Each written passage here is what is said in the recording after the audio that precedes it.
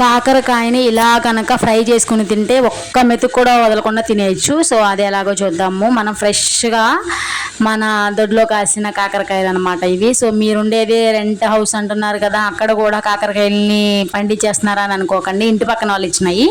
So fresh కాకరకాయలు అనమాట. So వాటిని ఏం చేశానంటే కడిగేసేసి నీట్గా పక్కన పెట్టేసాను. అండ్ దాని లోపల స్టఫింగ్ కోసం అయితే సో లేని వాటి కోసం ఆరాటపడకుండా సో ఇంట్లో ఏమున్నాయో అవే పెట్టాను అనమాట. సో ఏంటంటే అవి ఉప్పు, కారం, జీలకర్ర, పెరుగు. సో ఈ 4 మిక్స్ చేసేసి పక్కన పెట్టేశాను పేస్ట్ అయితే. సో తర్వాత అయితే కాకరకాయలని ఒక్కొక్కటి మనం స్టఫ్ చేయడానికి నిలువుగా చీల్చుకోవాలి కదా. సో ఒక చాకుతో అయితే అలా చీల్చేసాను. సో తర్వాత ఏం చేశానంటే నార్మల్గా అందరు చేసేలాగానే కాకరకాయకి మధ్యలో ఆ స్టఫ్ని తీసుకొచ్చి పెట్టేసి ఆ లోపలే కాకుండా బయట కూడా ఆ మసాలా మొత్తాన్ని, పెరుగు మసాలా మొత్తాన్ని కాకరకాయకి పులిమేసుకోవాలి. ఫుల్గా పులిమేసుకుని సో కాకరకాయలన్నీ రెడీగా పెట్టేసుకుని ఆల్మోస్ట్ ఒక హాఫ్ అన్ అవర్ వరకు స్టఫింగ్ అయిపోయిన తర్వాత అలా ఐడియల్గా పెట్టేసుకోవాలన్నమాట.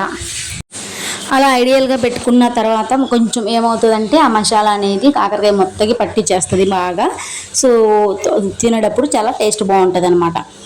సో తర్వాత అయితే ఏం చేస్తున్నానంటే స్టవ్ మీద ఒక మూకుడు పెట్టేశాను. సో దానికి మన ఈ కాకరకాయలకి సరిపడా నేనైతే ఆల్మోస్ట్ ఒక 10+ ఉన్నాయి చిన్న చిన్న కాకరకాయలు. సో పొయ్యి మీద మూకుడు పెట్టేసి ఆయిల్ వేసాను. ఆయిల్ వేసిన తర్వాత బాగా మరగనిచ్చాను.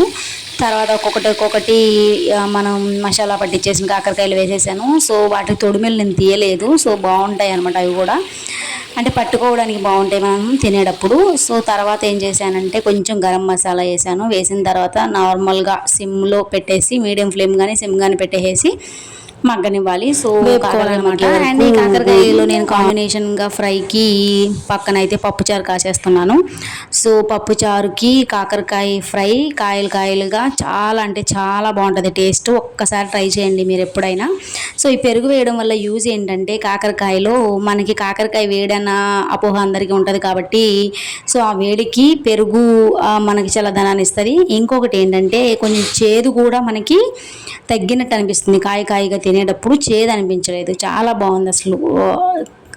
వేడిగా సో ఉడకగానే వేడి అన్నంలో వేడి కాకరకాయని వేసుకుని ఆ మసాలాతో తింటే అసలు టేస్ట్ మాత్రం చెప్పకూడదు కానీ సూపర్ అంటే సూపర్ ఉంది.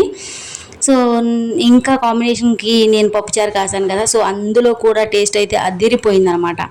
కాకరకాయ చేదు అనేది అనిపించలేదు. ఇష్టం లేని వాళ్ళు కూడా, చేదు తినని వాళ్ళు కూడా ఖచ్చితంగా తింటారు ఈ కాకరకాయ.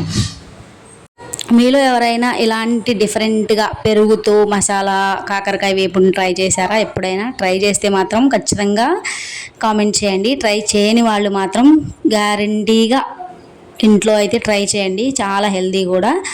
సో చూడండి ఇలా ఎంత బాగుందంటే కాకరకాయ. ఇంకా మనం నార్మల్గా ముక్కలుగా కట్ చేసి కర్రీ వండితే చేదు అనిపిస్తుంది. సో అందరూ ఇష్టంగా అయితే తినరు కదా. అండ్ చక్రాలుగా కూడా కట్ చేసేసి కాకరకాయని డీప్ ఫ్రైలో బాగా డీప్ చేసేస్తారు కదా. సో అప్పుడు అందులో ఉన్న పోషకాలన్నీ పోతాయి. బట్ ఇలా కాయలుగా తినడం వల్ల అందులో ఉన్న పోషకాలు ఉంటాయి అండ్ చేదు అనేది కూడా తగలదు. కాకరకాయ అంటే ఇష్టం లేని వాళ్ళు కూడా చాలా ఇష్టంగా తింటారు. సో ఇలా నేను ఎప్పుడు ట్రై చేయలేదు. పెరుగుతో మసాలా వేసి చాలా బాగుంది అసలు. అందులో వేసిన జీలకర్ర కూడా ఎక్కడ నాకు అసలు తగలనే లేదు, అసలు తిన్నట్టుగా చేదుగా కూడా అనిపించలేదు. చాలా బాగుంది, ట్రై చేయండి. వీడియో నచ్చితే లైక్ చేయండి, సబ్స్క్రైబ్ చేసుకోండి.